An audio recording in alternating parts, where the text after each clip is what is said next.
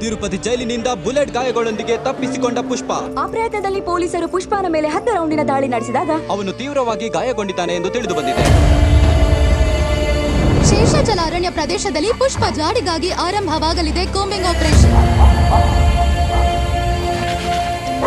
ಭಾಕರಪೇಟ ಬೆಟ್ಟದ ಮೇಲೆ ಪುಷ್ಪ ಧರಿಸಿದ್ದ ಬಟ್ಟೆಗಳನ್ನು ಪತ್ತೆ ಹಚ್ಚಿದ ಸರ್ಚ್ ಟೀಮ್.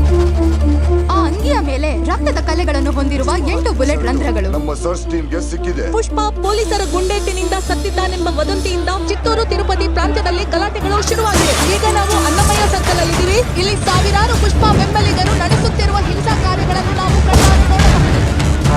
8 ಬುಲೆಟ್ಗಳು. ಅಷ್ಟು ಗಾಯಗಳಾಗಿರೋ ಮನುಷ್ಯ ಬದುಕೋ ಅವಕಾಶನೇ ಇಲ್ಲ.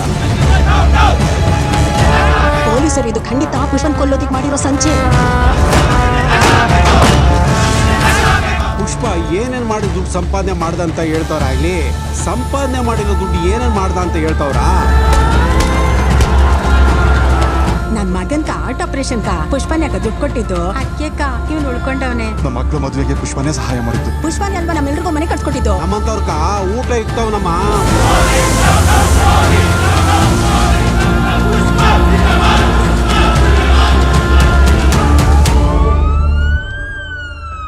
ತಿಂಗಳು ಕಳೆದರೂ ಹತೋಟಿಗೆ ಬರದ ಗಲಭೆಗಳು. ಹಲವು ಕಡೆ ಇನ್ನು ಮುಂದುವರಿಯುತ್ತಿರುವ 144 ಸೆಕ್ಷನ್. ಪುಷ್ಪ ಅಸಲಿಗೆ ಪ್ರಾಣ ಸಹಿತ ಇಲ್ಲ ಎಂದು ಕೆಲವರು ಹೇಳುತ್ತಿದ್ದರೆ ಆತನು ಜಪಾನ್, ಮಲೇಷಿಯಾ ಅಥವಾ ಚೈನಾದಲ್ಲಿ ಇದ್ದಾನೆಂದು ಮಾತನಾಡಿಕೊಳ್ಳುತ್ತಿದ್ದಾರೆ. ಪುಷ್ಪ ಬಾಡಿನ ಮಾಯ ಮಾಡಿ ಪೊಲೀಸರೇ ಡ್ರಾಮಾ ಆಡ್ತಿದಾರ. ಅಸಲಿಗೆ ಪುಷ್ಪ ಎಲ್ಲಿದ್ದಾನೆ?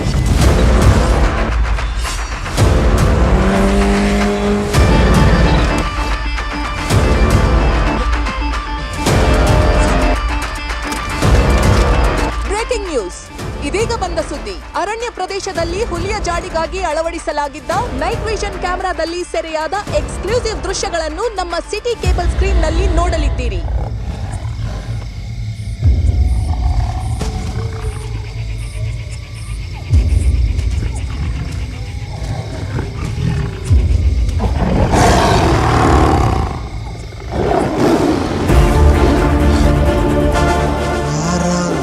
ಸರಿಯಾಗಿ ಕಾಣುತ್ತಾನೆ ಇಲ್ಲ. ಕಾಡಲ್ ಪ್ರಾಣಿಗಳು 2 ಹೆಜ್ಜೆ ಹಿಂದೆ ಇಟ್ರೆ ಹುಲಿ ಬಂದಿದೆ ಅಂತ ಅರ್ಥ.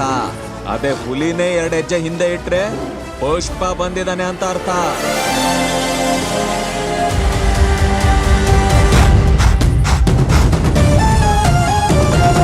ಪುಷ್ಪಣ್ಣ ಬದುಕೇದಾನಯ್ಯ, ಪುಷ್ಪಣ್ಣ ಬದುಕೇದಾನಯ್ಯ.